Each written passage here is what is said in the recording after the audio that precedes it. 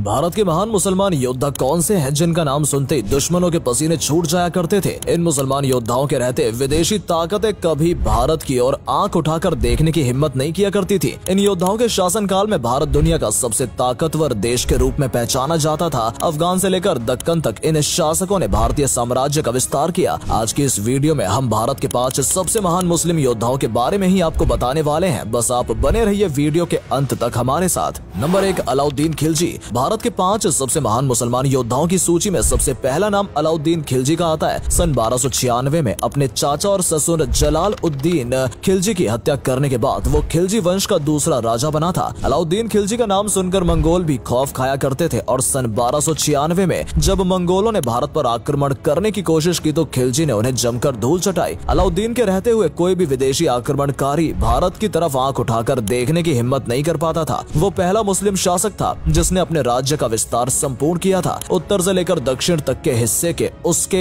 अपने साम्राज्य में उसने शामिल कर लिया था। गुजरात, रणथंभौर, चित्तौड़, मालवा और दक्कन पर उसने विजय प्राप्त की। अलाउद्दीन खिलजी के पास 5 लाख सैनिकों की आर्मी थी। 60,000 से अधिक घुड़सवार उसकी सेना में शामिल थे। अलाउद्दीन खिलजी ने भारत के कई इकोनॉमिक, सिविल और मिलिट्री रिफॉर्म्स इंट्रोड्यूस कराए। उसने अपने साम्राज्य में महंगाई कम की, साथ ही साथ एक टैक्स सिस्टम शुरू किया जिसका आधुनिक वर्जन ही आज भारत में इस्तेमाल किया जाता है। अलाउद्दीन खिलजी के दरबार में अमीर खुसरो और हसन निजामी उच्च कोटि के विद्वान मौजूद थे। स्थापत्य कला के क्षेत्र में भी अलाउद्दीन खिलजी ने अपना योगदान दिया। दिल्ली सहित देश में उनके कई जगह सराय, मदरसे, महलों और किलों का निर्माण कराया। सन 1316 में बीमारी के चलते उसकी मौत हो गई थी। नंबर 2, बाबर। बाबर को भी भारत के महान मुसलमान योद्धाओं की सूची में शामिल किया जाता है। केवल 20,000 की फौज के साथ बाबर ने भारत पर आक्रमण किया था और फतह हासिल की थी। भारत में मुगल साम्राज्य की नींव बाबर द्वारा रखी गई थी। सन 1526 में पानीपत की पहली लड़ाई में बाबर इब्राहिम लोदी को हरा देता है और दिल्ली के तख्त पर कब्जा कर लेता है। वो अपने साथ कई विशाल तोपें और बारूद लेकर भारत आया था जिसके आगे इब्राहिम लोदी की सेना टिक नहीं पाई। इसके बाद बाबर को भारत का मौसम और यहाँ का वातावरण इतना पसंद आया कि उसने यहीं पर रहने का मन बना लिया। बाबर एक दरिया दिली वाला इंसान माना जाता था। कहा जाता है कि 1526 में पानीपत के युद्ध में जीत हासिल करने के बाद बाबर ने लूटा हुआ सारा धन सैनिकों में बंटवा दिया था। बाबर की दरियादिली देखकर लोगों ने उसे कलंदर का नाम दिया था। सन 1527 में बाबर ने राणा सांगा को और 1528 में चंदेल के राजाओं को भी परास्त कर दिया था।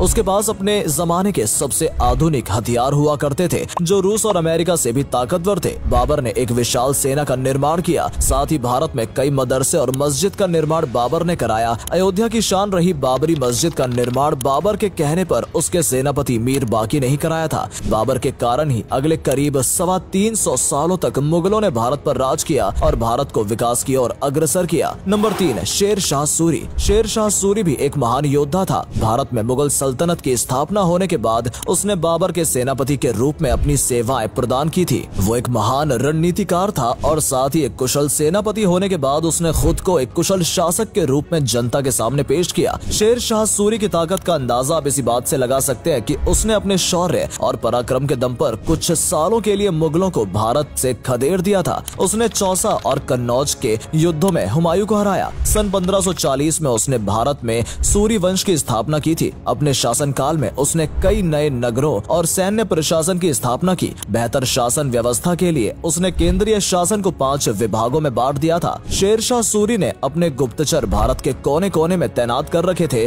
जिससे हर जगह की खबर उसे आसानी से मिल सके। भारत में सबसे पहले रुपये का इस्तेमाल शेर शाह सूरी ने शुरू किया था। उसने भारत में डाक व्यवस्था की शुरुआत कराई। साथ ही अफगानिस्तान में काबुल से लेकर बांग्लादेश के चटगांव तक ग्रैंड ट्रंक रोड का निर्माण कराया जिसे भारत का पहला हाईवे भी कहा जाता है। उसने देश में कई स्कूल भी बनवाए और साथ ही गरीबों के लिए मुफ्त में लंगर भी खोले गए। इन सबके अलावा भूमि सुधार, सैन्य शक्ति को मजबूत करना और व्यापार को बढ़ावा देना सहित अनेकों कार्य शेर शाह सूरी ने कराए। लेकिन 1556 में पानीपत के युद्ध, दूसरे युद्ध में हुमायूं विजयी हो जाता है और भारत में एक बार फिर मुगल सल्तनत की शुरुआत हो जाती है। नंबर 4, औरंगजेब। औरंगजेब को सबसे महान मुसलमान बादशाह माना जाता है। हालांकि इतिहासकारों ने औरंगजेब से अधिक तवज्जो अकबर और शाहजहां जैसे शासकों को दी है, लेकिन औरंगजेब उन सबसे अधिक ताकतवर और शक्तिशाली था। 49 सालों तक यानी करीब आधी शताब्दी तक उसने भारतीय उपमहाद्वीप पर कब्जा किया और अपने साम्राज्य का विस्तार किया। उसके शासनकाल में भारत की सीमाएं सियाचिन, कैलाश पर्वत और अफगानिस्तान तक पहुंच गई थी। वो एक महान योद्धा था, साथ ही उसकी बनाई रणनीतियां अचूक मानी जाती थी। औरंगजेब ने अपने शासनकाल में पूरे भारत को मजबूत और अमीर बनाया। दुनिया की कुल 1/4 अर्थव्यवस्था भारत की थी। भारत दुनिया का सबसे अमीर मुल्क उस समय माना जाता था और औरंगजेब को सबसे अमीर बादशाह बताया जाता है। कहा जाता है कि वो निजी खर्च के लिए शाही खजाने का इस्तेमाल नहीं करता था। वो बेहद सादगी और सरल किस्म का व्यक्ति था।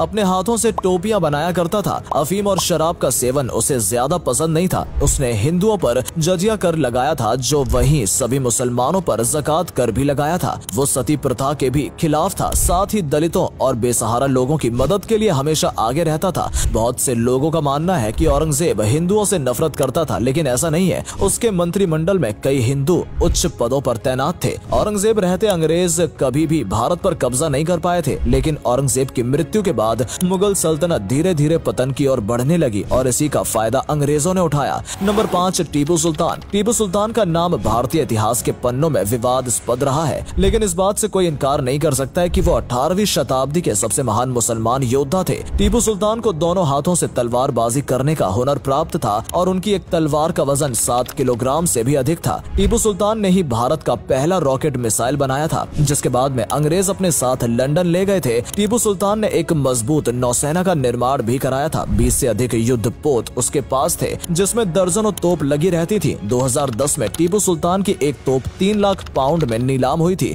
टीपू सुल्तान का नाम सुनकर अंग्रेज भी खौफ खाया करते थे। यहाँ तक कि नेपोलियन ने टीपू सुल्तान को फ्रांस आकर अंग्रेजों से युद्ध करने के लिए आमंत्रित भी किया था। इसी के साथ आप उनकी शक्ति और पराक्रम का अंदाजा लगा सकते हैं। टीपू सुल्तान के शासन के दौरान भारत दुनिया में रेशम का सबसे बड़ा उत्पादक बन गया था और चीन, जापान, रूस, फ्रांस और इंग्लैंड तक भारत से कपड़ा एक्सपोर्ट किया जाता है। टीपू सुल्तान अक्सर हिंदू मंदिरों और संस्थाओं को भी पैसा दान किया करता था और वो एक राम नाम की अंगूठी भी पहना करता था। दोस्तों, इन 5 योद्धाओं के अलावा भी भारत में अनेकों महान मुस्लिम योद्धा हुए हैं, जिसमें अकबर, शाहजहां, कुतुबुद्दीन ऐबक जैसे कई नाम शामिल हैं। भारत की आजादी में भी मुसलमानों ने बेहद महत्वपूर्ण योगदान दिया था। इनके अलावा यदि आप किसी अन्य मुस्लिम योद्धा के बारे में जानना चाहते हैं तो हमें बता सकते हैं। और अगर आज की ये वीडियो आपको पसंद आई हो तो इसे अधिक से अधिक लाइक और शेयर अवश्य करें। आज के लिए इतना ही। आपसे फिर मिलेंगे एक नई वीडियो और ढेर सारी रोचक जानकारी के साथ। धन्यवाद।